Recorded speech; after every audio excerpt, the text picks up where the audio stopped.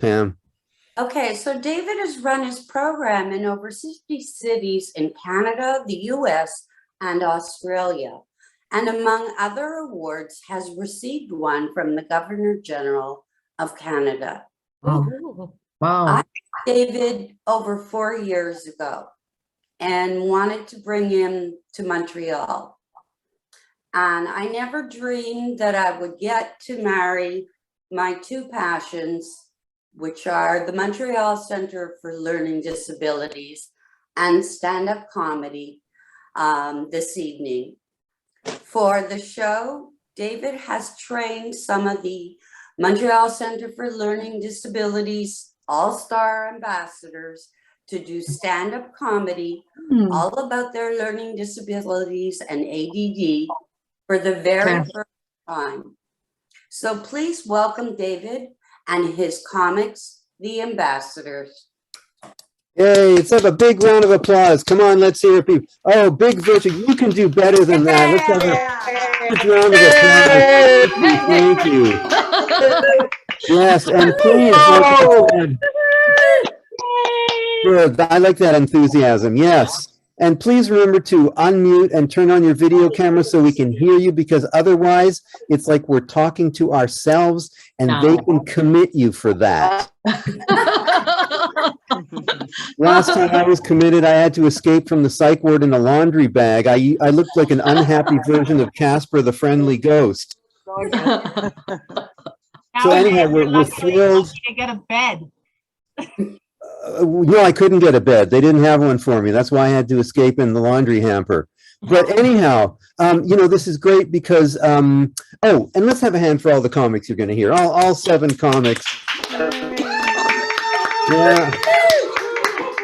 And also a hand for Pam for organizing this. Thank you, Pam. We would not be here without Pam. My pleasure. And so yeah, and people really like this course, and you know, they say to me the same thing all the time. They say, David, we had no idea how much easier it is to be funnier than you.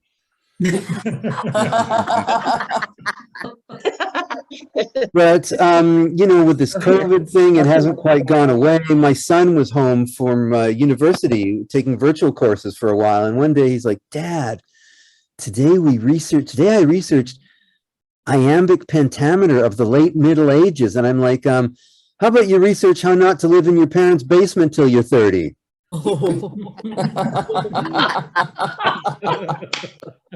But we recently got a financial planner, and the problem with that is we don't have any money. And he's a real keener. He's like, dude, you got plenty of room in your RRSPs. And I'm like, for what? Despair? And he's like, yeah, I'm going to transfer $14 worth of stock because then your RSP will be worth $14. Oh. But I just discovered this new thing. It's called green burials. And I love this. I now have 3 guys in my compost pile. Green burials. My rhododendrons have never looked better. Oh. And they say that the soul is who you are when you strip away the brain, the heart, and the body, but not a lot of people want to have that operation. And those who do end up in my compost pile. But I just found out this cool little fact that apparently when it comes to heterosexual men, when an attractive woman smiles at a heterosexual man, it affects his brain the same as cocaine. This is true. And in both cases, he gets depressed because he realizes it's a luxury he can't afford.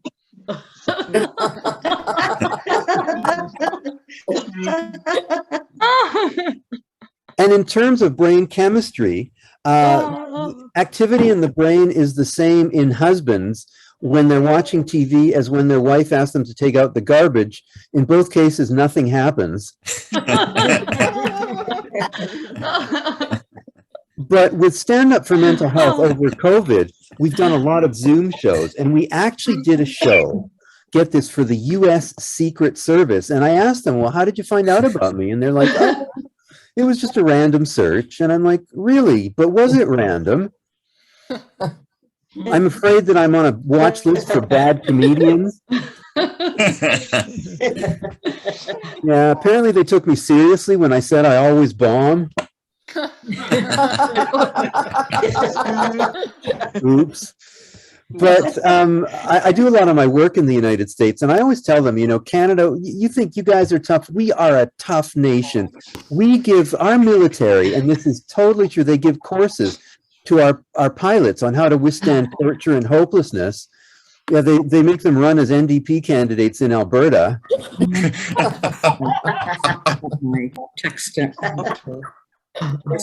But the deal is they don't want the pilots divulging top secret information to the enemy, because if the enemy wants that, I mean, this is Canada. All he has to do is ask politely.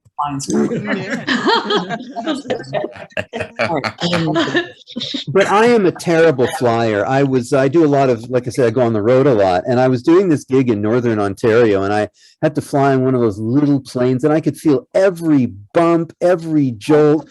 I was so freaked out. I saw Jesus and prayed to him, which is a problem because I'm Jewish. I mean, do you know how scared you have to be? Do you know how scared you have to be to hallucinate somebody else's God? And so finally, I'm like, help, help, we're all going to die, we're all going to die. And they're like, sir, stop that. We cannot leave the gate until after you sit down.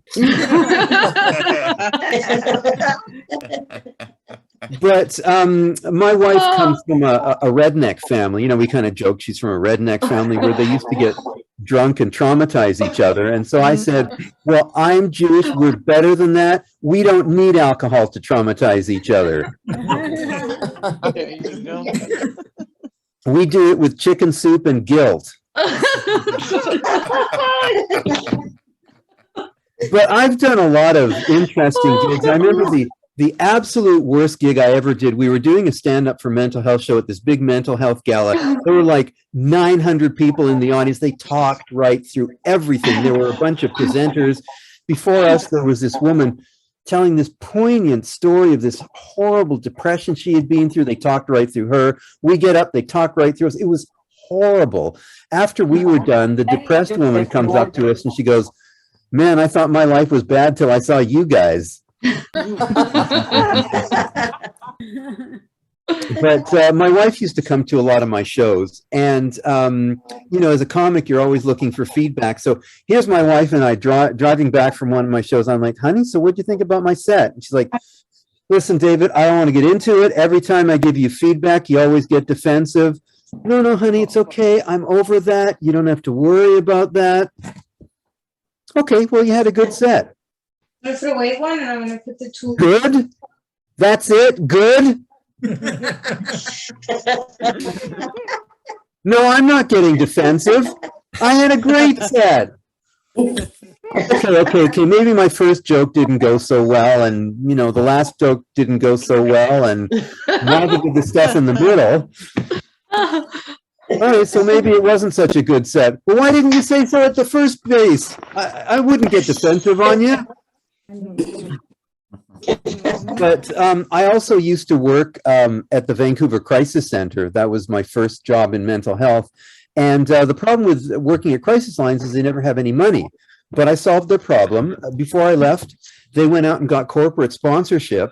But the problem with that is now they have to work commercials into their calls. Oh. Hello, you've reached the Coors Light crisis line. So you're angry because your husband left you for another woman. Well, hey, you can run him over with the new Dodge Ram truck. But when I first started on the crisis lines, I didn't know what I was doing. I was just so naive, and I was talking to this one woman, And I kept on saying, here, I wanted to give her some resources. So how about you get a pen and you write down these resources, and everything I'm suggesting, she's like, yeah, but I can't do that. Yeah, but that won't work. Yeah. And I'm like, come on, just get a pen. And so I just lost it. I said, lady, get a pen right now. And she bursts out laughing. And I said, lady, you are good. I bet you have defeated hundreds of mental health professionals. And she's laughing like, oh yeah, I've defeated 12 psychiatrists and 14 social workers. And my last counselor ran out of the room crying. And I'm going to defeat you too. And she did. But I was so naive. I remember one guy I talked to, he's like, yeah, man, I'm really depressed because I hadn't been laid in 6 months. And like an idiot, I'm like, well, geez, it's been a lot longer for me. And there's this beat of silence. And then he's like, what kind of loser are you?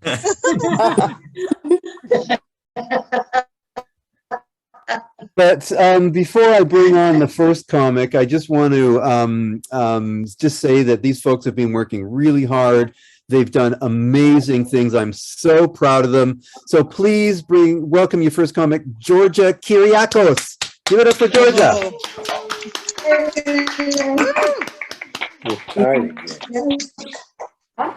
Hey everyone. Hello. Hey. Have you ever walked into a room and forgot why you walked in there in the first place? Or even better, you walked into the wrong room entirely? Well, that's the story of my life at work. When heading to the bathroom, I somehow ended up in the broom closet. At least there was a bucket in there. Short-term memory. I would love to explain it, but I already forgot what I was supposed to say. That's also the story of my daily life. I'm also a teacher. However, I'll admit sometimes I forget. Like when my students ask me to spell something for them, like how am I supposed to know how to spell the word end? I have dyslexia. I am lucky that they remind me that I am the teacher in the room and I should know how to spell. My LD affects my own mental health and how I perceive myself. But fortunately, I have a short-term memory, so I forget in about 5 minutes. Who needs pills for depression when my memory takes care of that?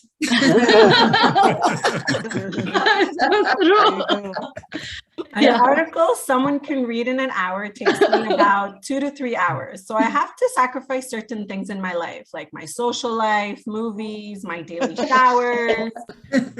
No wonder nobody wants to sit next to me in the metro.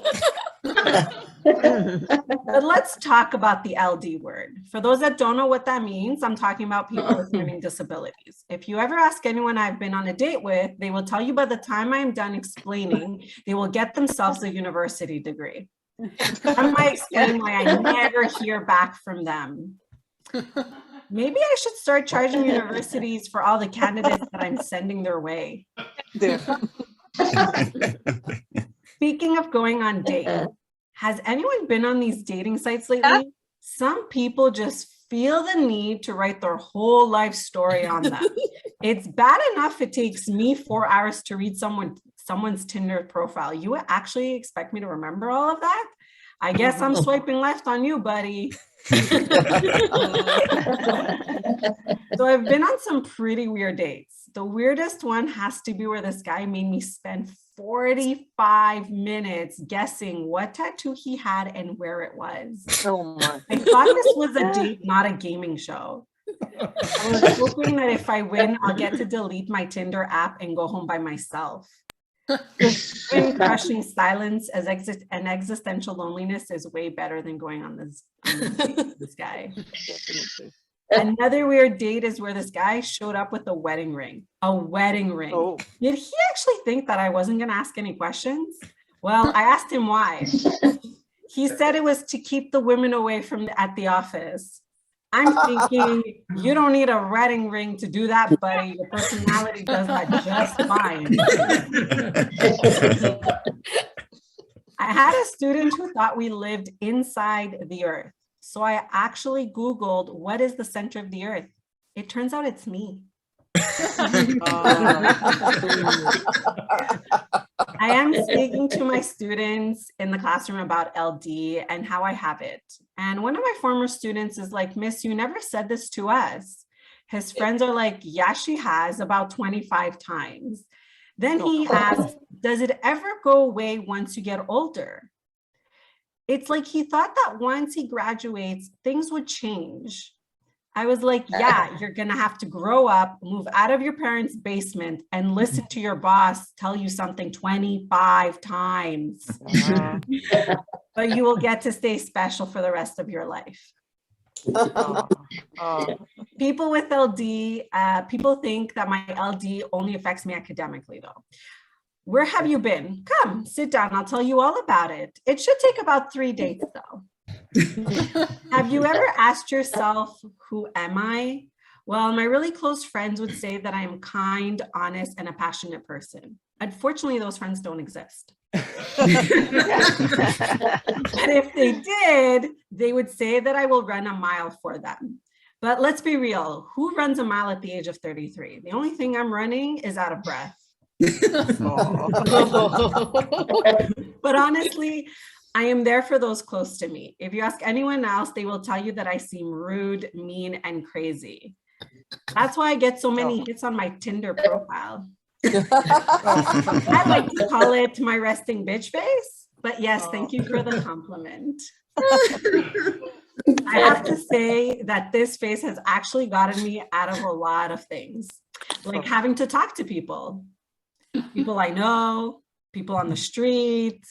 My favorite time having this face is when someone was asking me to donate for some cause. I was like, no, thank you. I have my own problems. It's called dyslexia. I can tell you all about it though over dinner. Come, and then you can get yourself a university degree, or so I'm told. Thank you everybody for listening. Yes, give it up for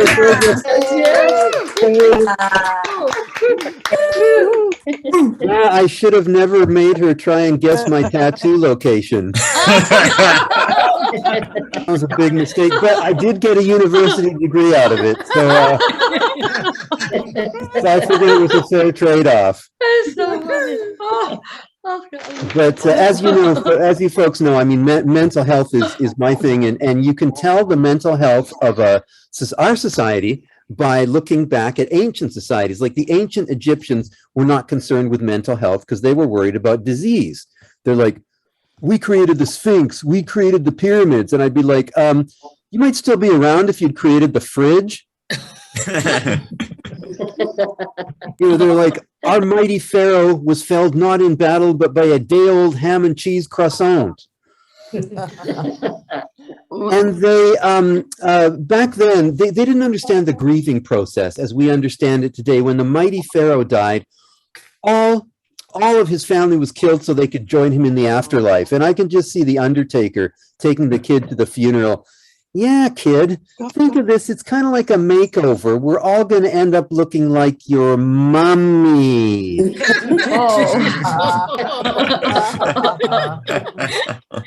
Yeah, kid, you're into rap? Well, that's great. So is everyone else at the funeral. Or at least they will be once it's over. yeah. But I can just see the mighty pharaoh waking up in the afterlife. What? My whole dysfunctional family is here? My wife hasn't wanted to have sex in 5 years. Now I won't get it for eternity. And servant, I'm hungry. Get me a Big Mac. What do you mean the afterlife only has Wendy's and KFC? This is hell. Oh no, wait, if it was hell, it would also have a Denny's. It's a joke, people. It's a joke.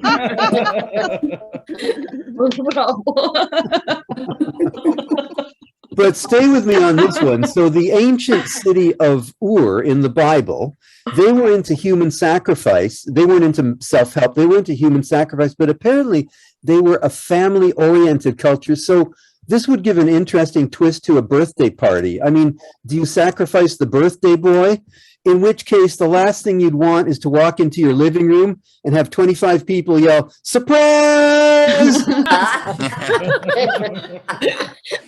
I can just see a Thanksgiving dinner gone awry. Is this drumstick from the turkey or Uncle Frank? And today we understand gender fluidity and that it's a healthy thing. But back then, submissive, underachieving males were sacrificed and eaten. Today we call these males Canadians.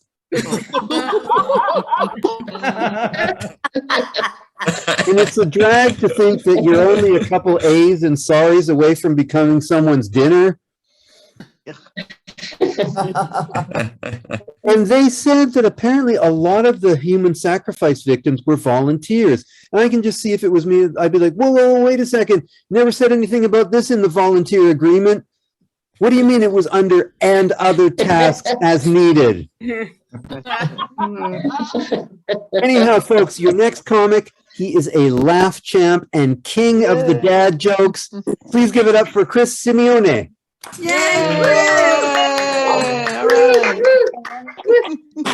Hi. I'm a laughing champ because of my laugh. My jokes, on the other hand, I'm working on. Been working on it since I was 18. I'm 31. God, I feel old. I was actually on Virgin Radio not long ago, and I actually won Battle of the Dad Jokes. Applaud, please. It's a pretty big deal, especially for someone with learning disabilities. Here are two of my winning jokes. Why wear pirate clothing? To let people know you're rated R. And you thought wearing less clothes was better. What's with all the phones? How do you know who's a Franco or an Anglo? No wonder the language police got $5 million. True. People call me a goof due to my jokes, due to my faces. I always felt I was adopted, so I sent a paternity test to Walt Disney. I'm still waiting for the results, but I'm pretty sure Goofy is my father. My LD actually affects my relationship with words, how I write them, how I say them, how I spell them, which in turn causes social, emotional, and physical issues for others. My first 3 years of life was not easy. I didn't really speak. So while other people would throw tantrums, I would bit butts. I bit adults right in the butt. Yeah. Oh my God. I can't find words, but man, can I find food. For superheroes, the saying goes, with great responsibilities, with great power comes great responsibilities. For dyslexics like me, it's with great misunderstandings come greater chances of being rejected. No. I went on a double date once, and I wanted to give my friend's girlfriend a compliment. I want to say her hair was very exotic. It came out as erotic. I only figured out something went wrong because everyone started looking at my crotch. I lost a girlfriend that day, and I no longer get invited to double dates. I was at a Tim Hortons once, and I wanted a cherry donut, but it was very low. So I was saying, "Chérie, down, chérie, down." I'm no longer allowed in Tim Hortons anymore. No wonder the language police exists. Oh, there. The worst incident was when I learned the word meditation. Oh. It somehow registered as masturbation. Oh.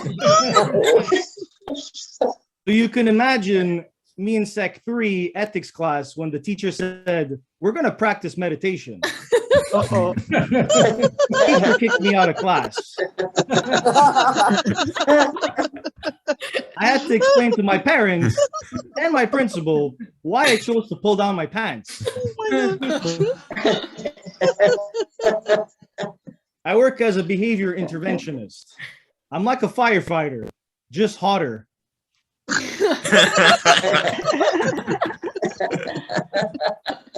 Now I'm just waiting to be asked to be in the calendar. Oh. Instead of running into fires, I dodge chairs. Teachers can be really mean. It's like every time I walk into a classroom, I'm sharpening my matrix skills. Ooh.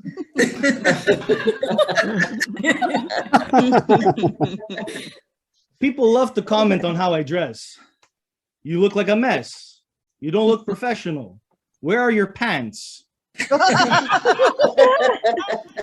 What? I was I was meditating. When I do dress professionally, I get the best compliments. Like, wow, oh my God, are you a celebrity? Ooh. Yeah, I'm Chris Pratt. This is what I look like without money. My LD did discourage me from learning a lot of stuff, like martial arts, soccer, pole dancing. Pole dancing. Just kidding. I know how to pole dance. I work in schoolyards. They're everywhere.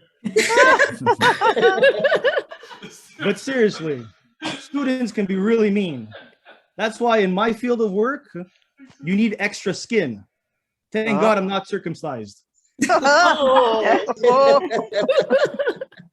Once a student called me a bastard. Joke's on them. I know who my father is. Goofy. Everybody, thank you very much. Hey, bravo. Yay, Chris. It's the last chance. Thank you. Give us a laugh before you leave. So yeah, after listening to Chris, you know, I'm no longer going to go to those group meditation sessions. I had a psychiatrist like him once. Yeah, and my butt is still recovering from the time he did a chunk out of it. But yeah, so there's a new trend now in society. It's called minimalism. It's doing more with just making do with less.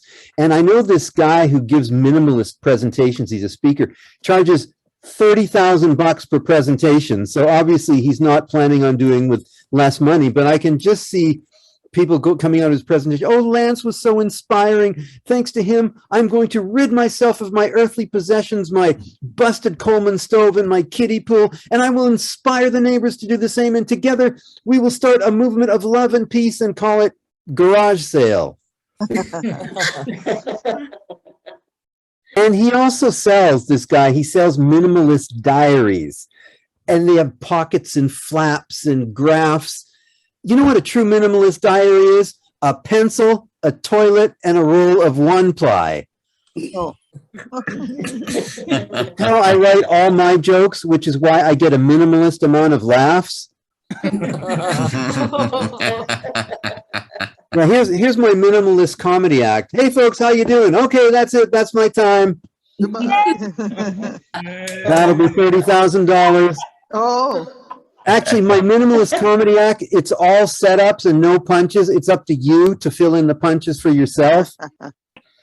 But they are using minimalism in other aspects of life. For example, you're on an adventure vacation and they're lowering you in the shark cage and they're like, dude, we're using a minimalist amount of metal now, but we're pretty sure these paper mache bars will hold. Of course they're new. My kid's grade 3 class just made them yesterday. And then there's the minimalist hospital. You're going for open heart surgery and like, oh, anesthetic? Yeah, no problem. We'll give you 2 aspirin once the janitor cuts you open with this steak knife. Oh. And then there's the minimalist psych ward where you get diagnosed by your own voices.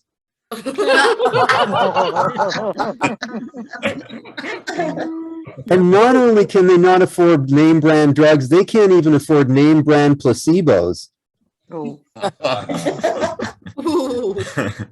Anyhow, folks, your next comic, she programs robots, which is really cool. Anyhow, please welcome Francesca Dansero. Hey, Francesca. So, see, the MCLD decided to approach me to be part of this comedy show. And I kind of hesitated because, you see, I'm a scholar, not a comedian. So if you ask me to write a research paper by Monday, no problem, you got it. To deliver these 6 jokes, my son had to go through puberty before delivering them to you.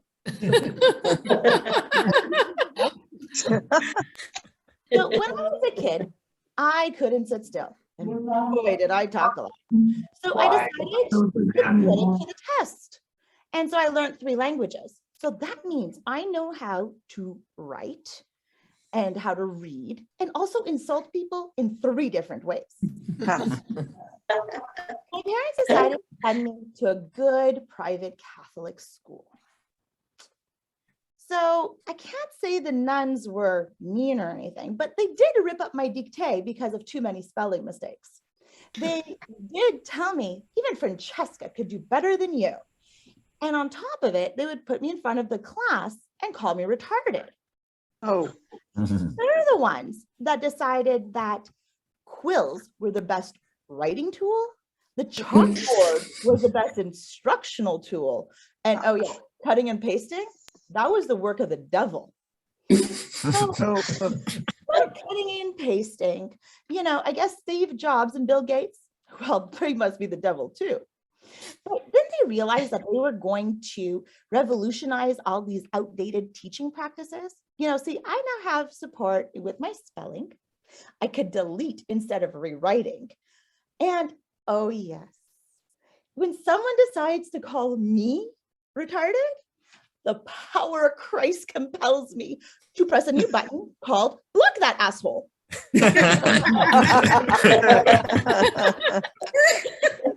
So my mom, to help me out, decided, you know, let's read a book called The Engine. So I learned I could do it. So she was right. I became persistent. I became determined. Oh yes. And now I became the asshole. So I always got myself into trouble because I never really understood jokes. And then when I found out that I had an LD, well, now I really knew life was not going to be funny. At the age of 12, I wanted to become a doctor. I had my whole trajectory planned. But you know what? If it wasn't going to work, I was going to join the military in the special forces. So, even though I had ADHD, I was a bookworm, always in my books. And I never got out really that much.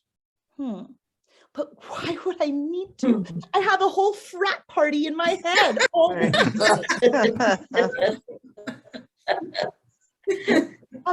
had someone telling me and reminding me what to do my entire life.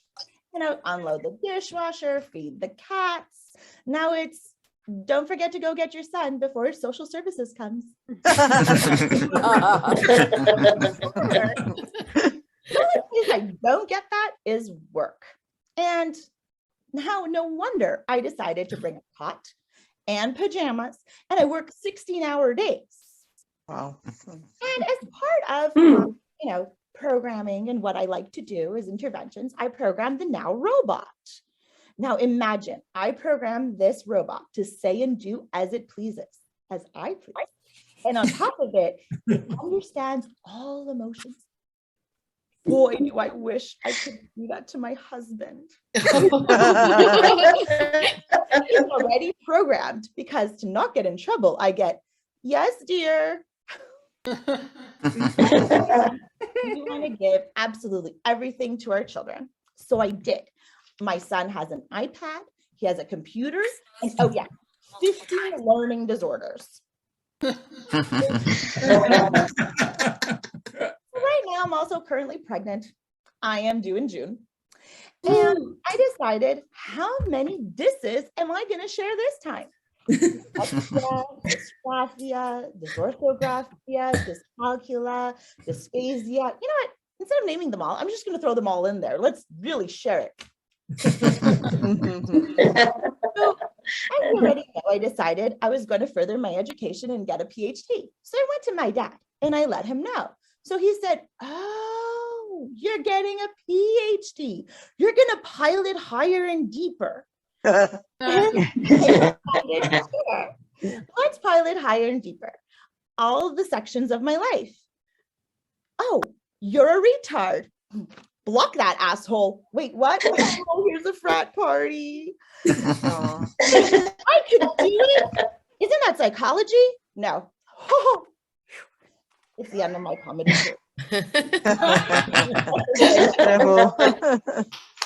Yes, Francesca Dancero.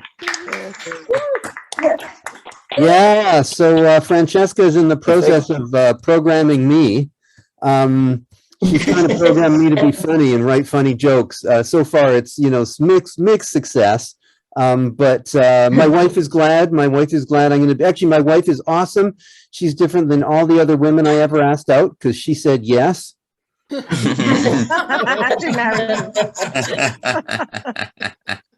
But one of the trends now in therapy, because I'm a counselor also, aside from a stand-up comic, and oh yeah, so I'm a counselor, and you know what that means? It means I know nothing. Okay, my favorite pose in a counseling session is this.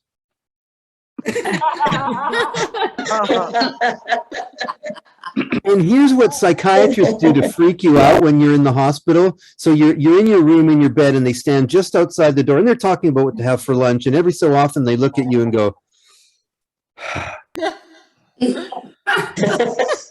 and then when you notice them looking, they go.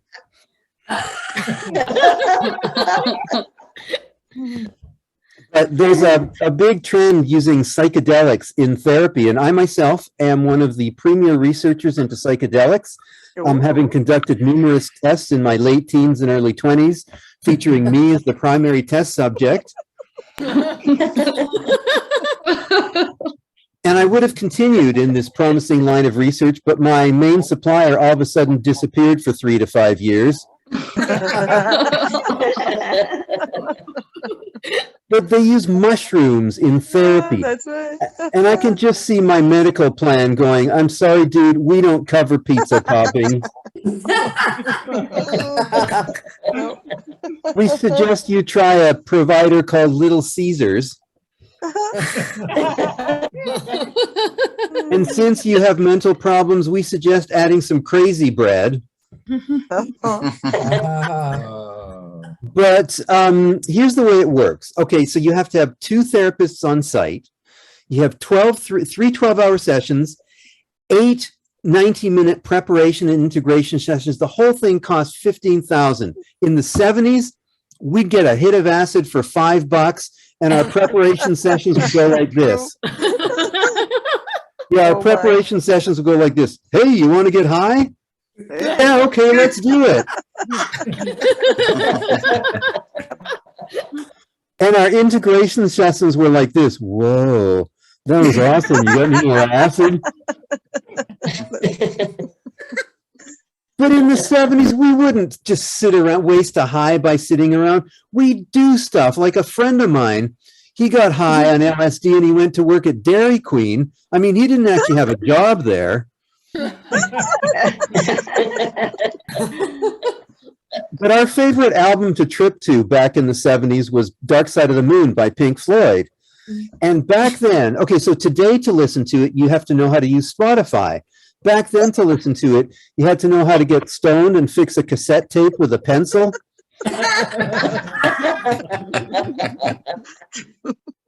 And I mean, Pink Floyd is the perfect music to do drugs to. I mean, no one drops acid at a Shania Twain concert. Anyhow, folks, your next comic, she just got back from Thailand. Please give it up for Megan Kerr. Hey guys, so tonight I'm going to take you on a journey with me through my educational career, which, as it happens, is a career you don't get to choose, the hours are terrible, and there's no benefits. So just like a real job. Back when I was in elementary school, I found out I had ADHD, dyslexia, and dysgraphia. So I was basically every teacher's dream. Oh, sorry, I meant nightmare. Nightmare.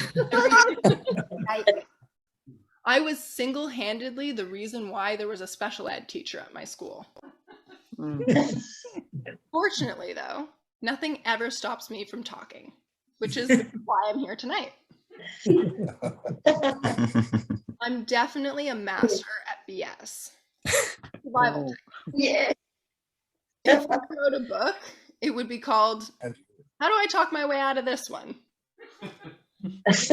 I wrote a book. I doubt it would be very legible.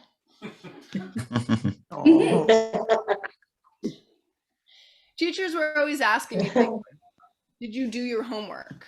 And I had the typical responses. The dog ate it. I got abducted by aliens. Triple anxiety stopped me from opening my textbooks, and I sat in the corner of my room all night. You know? In high school, I went to a fancy private school, and we had a uniform, and I always had uniform violations. My tights were ripped, my shirt wasn't done up right, and they hated it when I showed up in my pajamas. And again, some of the classes were so boring I needed to sleep through them. Finally, they got me a computer, which helped with my homework and my Mario Kart. Even so, I wasn't a typical rebellious teen. Like, I would never set my school on fire. If it was burning, I wouldn't call the fire department either. I ran for student council, and it was actually unanimous. All the teachers opposed my candidacy. However, I did once accidentally punch a girl in the nose. Listen, her nose just got in the way of my fist, and she was As someone with ADHD, I never knew what was going on in class. My teachers would ask me questions like, where's your homework? Why were you late? Why did you punch that Jewish girl in the nose? Now I'm in university and I'm studying communications, which is a trip. Not the communications part, not university at all. In university, I have an advantage in that I'm 24 and most of the other students are 18 or 19. So I understand certain things like deadlines. The fact that if I went out drinking every night, I would probably collapse. And that the number one way to get a good grade is sleeping with a teacher. Actually,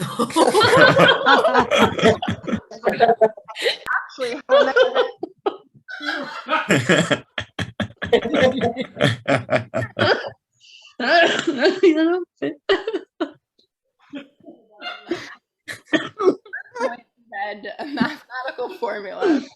Hello. I don't know if you've ever looked at the algebraic formula for conversation, but it makes you never want to talk to anyone again. You can always spot the people who took that class in a party because they're the ones in the corner weeping. Incidentally, that's also the learning disabled people in a classroom. When I started university, it was the height of the COVID-19 pandemic. And a lot of people with learning disabilities were finding online schooling to be really difficult. But in all honesty, it was kind of a dream come true for me. I mean, I could never be late since the classroom was just in my basement. And now when I showed up in my pajamas, I was being socially responsible.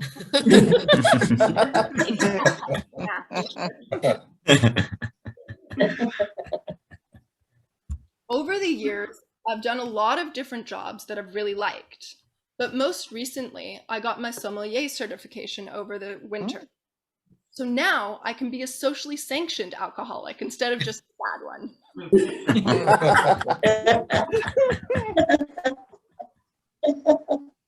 I actually also own a production company with some friends, and I make movies. So somehow I've managed to fall into both an ADHD stereotype and an artist one.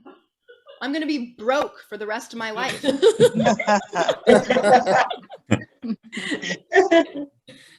It's practically a prerequisite to have some kind of behavioral issue in order to join the film industry.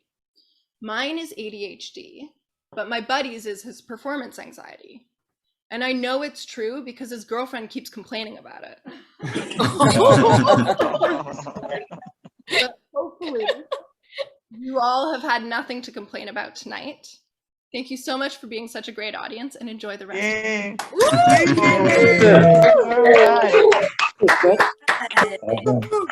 All right, well, I'm just going to bring on your next comic and keep the show going on. So please welcome Mr. Arthur Olivenstein. Hello, everyone. So, as I said, my name's Arthur. I was born the day the Habs won the Stanley Cup. My dad wanted to call me Stanley. My uncle wanted to name me Patrick Waugh Olivenstein. I would have had the initials PRO, Pro. But Mama said it's Arthur. And we haven't won the cup since. It's all her fault. Sorry, Mom. I'm a phys ed teacher and a sail instructor in the summer. So I don't really work at all. Except on my tan. Oh, except on my tan. So can I get a little more sunscreen on the back, please? I think you missed a spot back there. Yeah. In my dreams. Good thing too, means that I can wear Nike instead of Armani. I just do it. So my learning disability, what is it? It's dysphasia.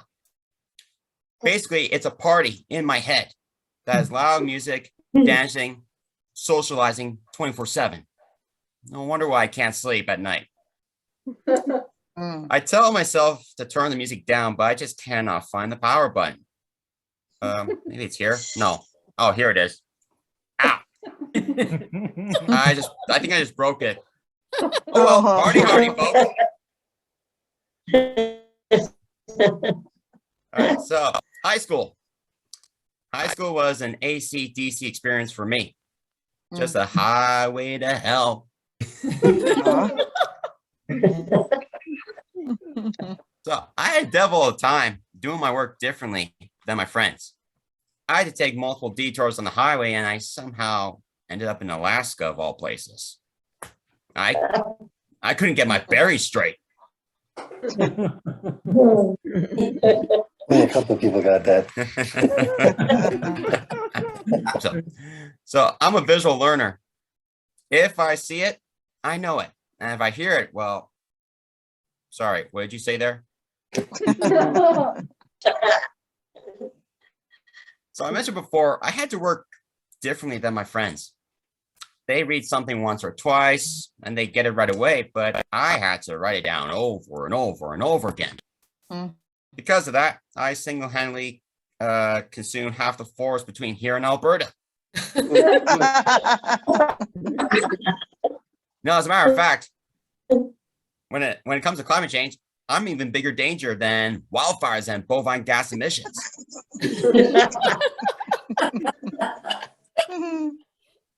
I was given extra conditions during my exams. They give me extra time, they give me breaks, and they let me cheer up the guy sitting right next to me. Too bad his name was Frankenstein, not Einstein. But that extra time really helped me. Now, as a matter of fact, I'm still working on my grade 11 midterms.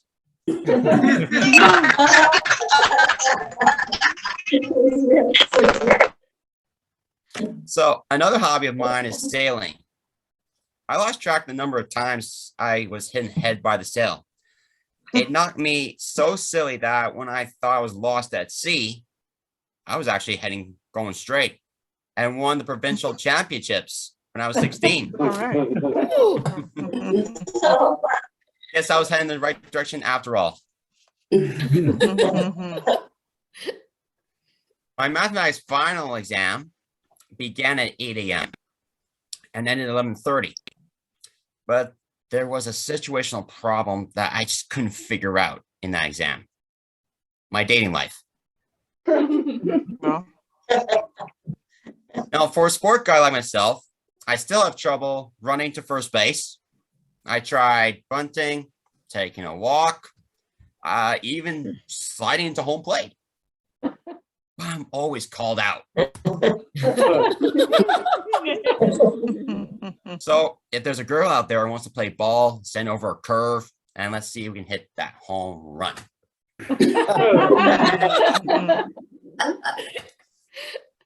So now you understand that I don't understand. But there's some pluses to that. See, I don't have to make small talk because I just don't get it. So at a party when people are basically talking about nothing, I'm not really missing anything, am I?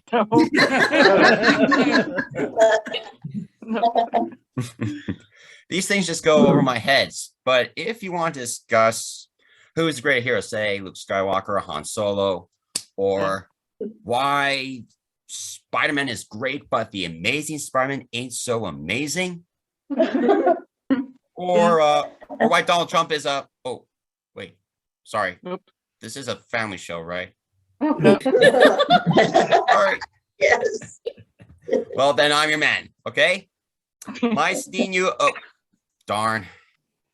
I hate it when I get my words mixed. Thanks for hanging out, folks. Enjoy.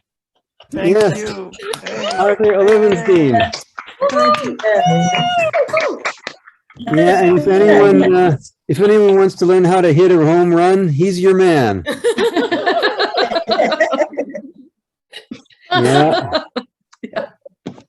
So, people ask me, because I've been doing this for a long time. And they're like, what's your legacy? What kind of legacy do you want to leave? And that sounds so pompous, like people are going to be putting statues of me up all over the place. And then in 100 years, they're going to pull down those statues because they'll say I ran a joke sweatshop. Well. And I'll be like, he only paid us $2 a joke. I sent him a joke that wasn't funny and he deducted half my paycheck. Actually, what I'm going to do is I'm going to take their jokes and I'm going to sell them to Colbert and keep the money myself. You'll have all of a sudden Colbert will start to do jokes like, yeah, so I have dysphasia. I'm dyslexic. Hey, wait a second. Who wrote this crap? Oh, I got it from David Sweatshop. No wonder. All right, folks, your next comic, please give it up. He's got a huge, long intro. Actually, he gave me a long intro to read, and I'm going to read it. A high school dropout, juvenile delinquent, drug addict / party animal, ex-professional ski patroller, world traveler, university degree, major psych and diploma in computer technology, was a volunteer head coach for over 100 athletes in bowling and speed skating for the Special Olympics, former crisis intervention special and ADHD coach, actor, movies, TV shows and commercials, corporate trainer, and an award-winning speaker, and just loves himself. And for the past 13 years, a stay-at-home dad to a mini Lauren on estrogen. Give it up for Mr. Lauren Abramovich. Hey, Lauren. Yeah. No, We can't hear you. Lauren, we can't hear you. Lauren, Your sound is not working. We can't hear you. Can you hear me now? Yeah. Yeah. Yeah, okay, cool. That was my daughter, the mini me on estrogen. I want to thank everybody for being here tonight. Here she is again. She's hiding behind the chair. Somebody asked me if I put away money for her education. No, I put away money for her therapy fund later in life.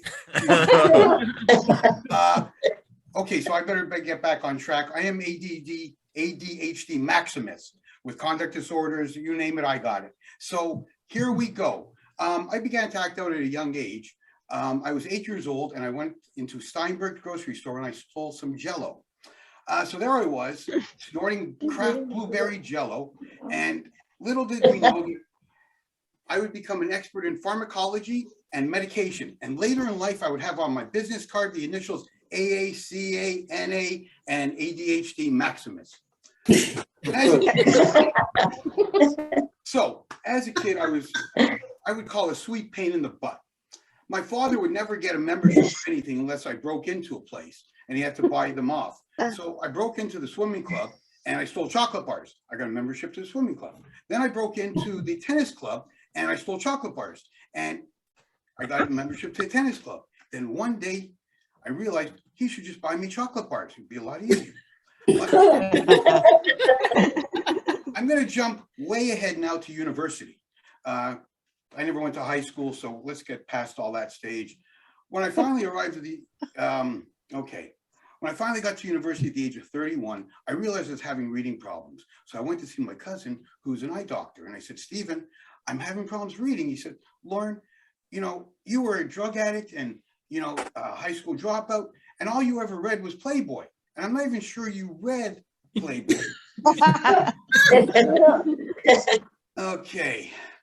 Into my, when I first went to university, I did take an intro to psych course. And after my, we had to do the Rorschach ink blot test. And after my professor took a look at mine, she ended up in therapy for 12 years. It was sad.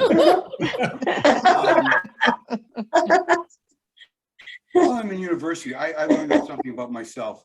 For me to learn, I have to apply what I'm learning. So I called up the Douglas Hospital, which is a local psychiatric hospital in Montreal. And I told them who I was, and they said, come on down. And so when I arrived there and I walked in, I told them my name. 2 big orderlies come running at me with straitjackets. We've been waiting here for a long time. No. I explained why I'm there, and I'm here to volunteer, and that's the past, you know? And so they, walked me to the volunteer department, and as I'm going down the hallway, I pass by this room. I look in, it's a padded cell, and in there's my psych teacher, still going, Lawrence Rorschach, Lawrence Rorschach. I hope, 30 years later, she's finished a little bit. So, when I got out of university, I started up a coaching service. So I registered it as PITB, Professional Coaching Services. Stood for positive, inspirational, together we end up with belief. It also stood that now I'm the only Anglo officially registered pain in the butt in the province of Quebec.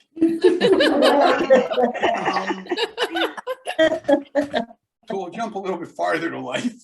At the age of 53, when my wife decided, after 15 years, that I am going to become a father, whether I like it or not. And so she came home and she said she wanted my baby. It's you right down here. She's on the floor still. I said, you want my baby? I did LSD, I did acid, I did mescaline. The kid's going to come out with 14 arms and so off to the fertility clinic, because after 15 years with my wife, never using protection, we never had a baby. So I had to go have the test, and they sent me into this little cubicle, a room with a door and a VCR and a video machine, and they said, bring back a sample. So I go in, I turn on the video machine, and I go, this is going to be cool. But no, they gave me a towel like sandpaper so you don't stay too long. And, and all of a sudden, I see a man and a woman, and they're making love. And I look, nothing. I don't know what's going on. So fast forward, and there's more scenes, and then finally you get to 2 men making love. And all of a sudden, boing, got my sample. I said, oh boy, now I gotta tell my wife something. I gotta, come on, be honest. I go home and I see my wife and I say, Lena, I got something to tell you. I got the sample, but I think I'm gay. And she said, I said, because that's how I got the sample when there was a gay scene on. And she goes, no, Lauren, you're not gay. My wife is very smart, so she was able to figure this all out for me. She goes, your thing was when you saw 2 men making love, you realized at the subconscious level that 2 men having sex together cannot have a baby, and that's what excited you. Oh boy. My wife, God bless her, she was in labor for 23 hours. And finally, it was time. And I'm there with the camera. My wife's on the bed, the legs spread, the doctors are there, the nurses are there, and I'm filming. And then my daughter comes up. Beautiful, she's so gorgeous. And I'm still filming. 5 minutes go by, 10 minutes go by. I still got the camera. The doctor comes up, sir, you can stop filming. The baby's out. No, I'm waiting for the manual. I need the book. I need the manual, please. Where's the A couple weeks later in the mail, this manual arrives, and my wife is Asian, and the manual arrived in Chinese, but not in the dialect. Yeah. So one of my challenges that I'm facing is that my daughter's, I'm 64 right now, going into my retirement years. My wife is 50, going into menopause, and my daughter is 12, going into 13, which is puberty. So I become an astronomer because now I can predict the full moon 5-6 days in advance. I've read studies that show that men's estrogen levels rise after they become dads. As I am an older dad and my testosterone levels are dropping, when my wife and daughter go at it, my female side kicks in and she's a real sweet pain in the butt. And I'm going to leave you with one last little thing, and this is about my mother. My mother was beautiful, you know, and she always wanted something special. And one day I came home and there was this monkey running around the house, and she goes, I went to her, I said, Ma, why is there a monkey in the house? She goes, well, when I was a little girl, I always wanted a monkey. But unfortunately, we had no money then. But now you have a PhD. Papa has dough. So we have a monkey in the house. Okay. I said to my mother, Ma, where's the monkey going to eat? The monkey's going to eat with me, you, and Daddy at the table. Okay. Where's the monkey going to sleep? Both me and Daddy. I said, what about the smell? Well, we got used to your father's smell. I want to thank you all for the laughs. Just thank you. Have a great evening, everybody. And I am ADHD Maximus. All right. Maximus. No. Yes. Yeah. That's Mini Maximus on estrogen. Yeah, folks, I'm still recovering from seeing Lawrence Rorschach. Oh my. Yeah, I'm looking forward to those 12 years of therapy. Yeah, for sure. But before I bring on your last comic, I'm just gonna ramble a little bit more. So I've been reading autobiographies of the rock stars I used to listen to in the 70s, and these guys were total jerks. They did tons of drugs, and as someone who works in mental health and who cares about how people treat each other, I have two words for that kind of lifestyle: freaking awesome. But now they're getting old. Let's see Steven Tyler walk this way after he falls off the stage and breaks his hip. They'll have to call that song, Walker This Way. And Meatloaf was way past his expiry date.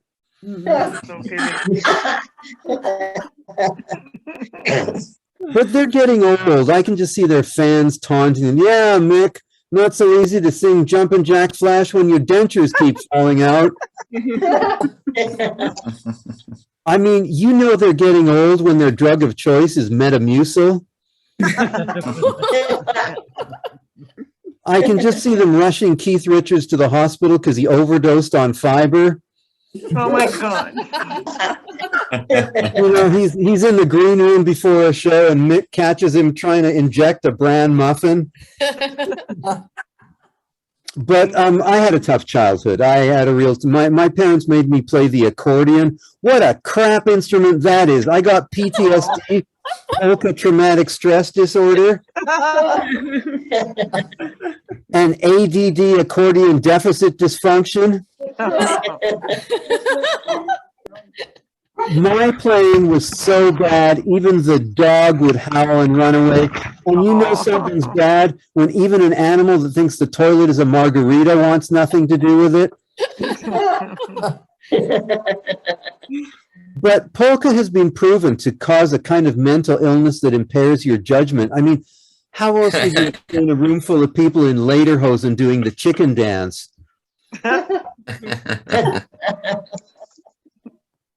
And they even have polka versions of rock tunes. They have a polka version of Stairway to Heaven. I mean, Who needs satanic messages to embed satanic messages when the polka version of Stairway to Heaven has already killed 3 million people? Oh. It's how they clear the dance floor at Oktoberfest. You know, people drop dead by the time they get to the tuba solo. Anyhow, folks, your last comic, she is the reason this happened. She put this together, and we are so appreciative, and she is hilarious. Please give it up for Pam Weiner.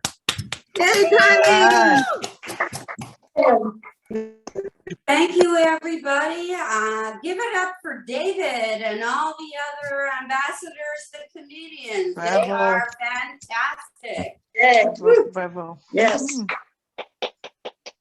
So, as you age, you grow, you discover, and you develop.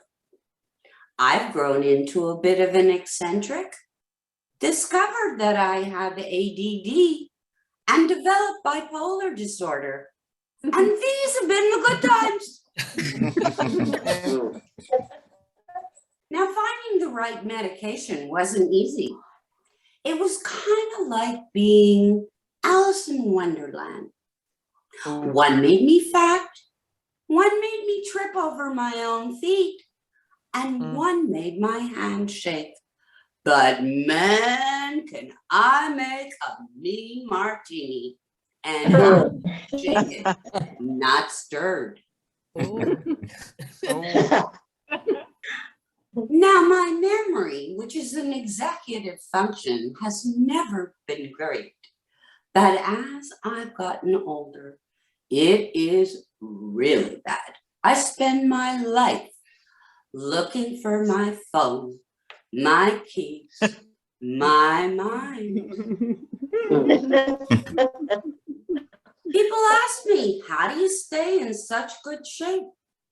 Well, I'm constantly climbing the stairs, looking for my coffee, searching for my martini, and my snacks.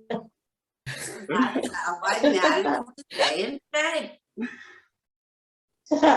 During COVID, I actually lost all my ID for a whole week. So not only did I not know what day it was, I didn't know who I was.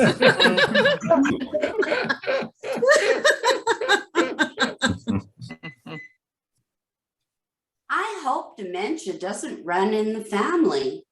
My aunt has it. So I went out and I bought her a pair of shoes with memory foam in them. They would help.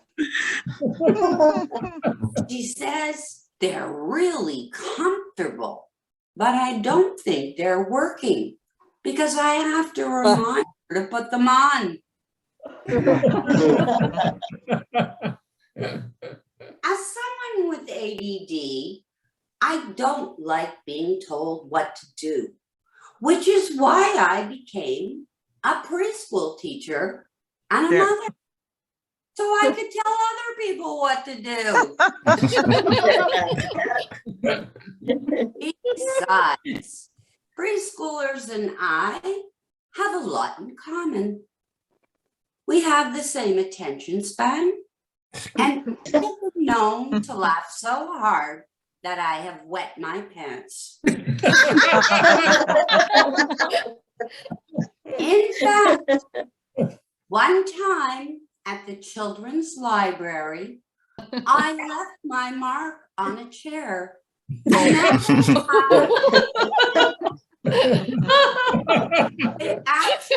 have a plaque on that chair, and it says, P was here.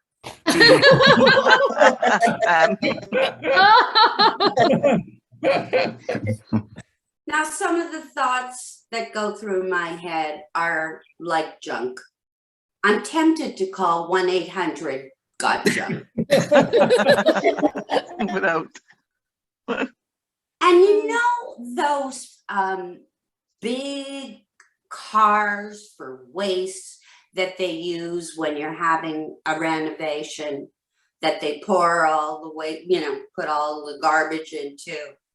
Well, some of them are actually called PAM cars. It's true. And the only difference between, actually, PAM car is kind of like my brain. It's a disorganized junk. The only difference is that the PAM car's junk is better organized and has more value at a garage sale. Now, whatever happened to the days of a penny for your thoughts? By now, I have paid for my therapist's swimming pool.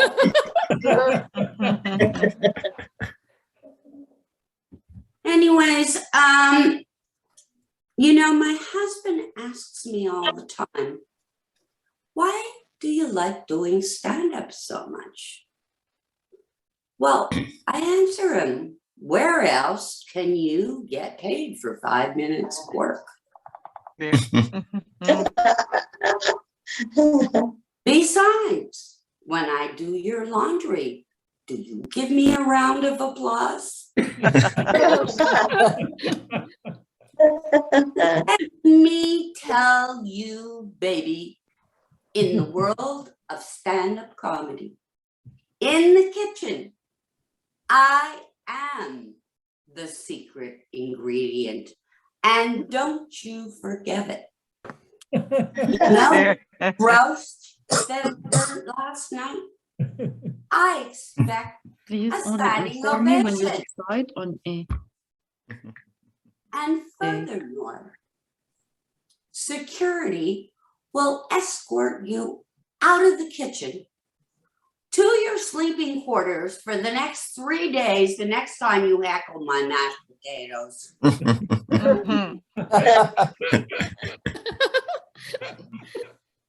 I am late for everything. My brother says I'm going to be late for my own funeral. I don't know. I think that's a good thing. First of all, for the first time in my life, I'll be there before everybody else.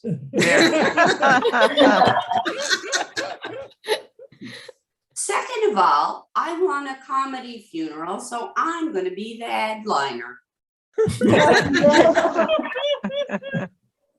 And all the pallbearers will have to do 5-minute sets.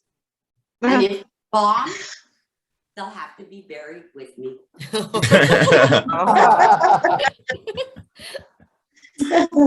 Anyways, having a daughter with dyslexia and having twins 2 years later nearly drove me crazy.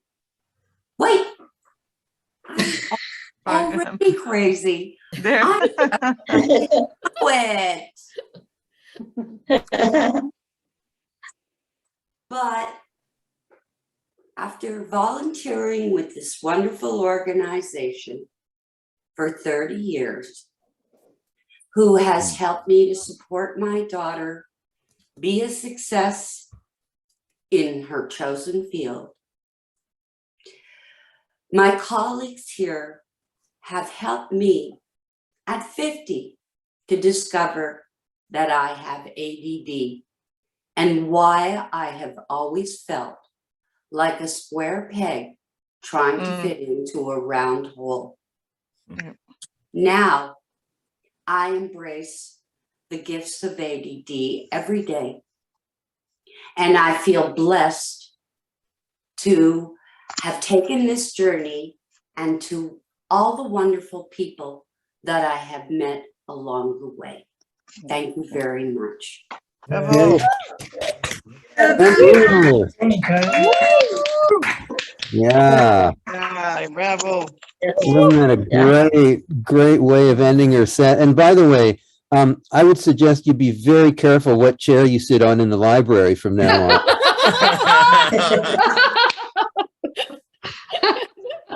Yeah, 'cause Before you close the show, I think Karen has something she wants to say.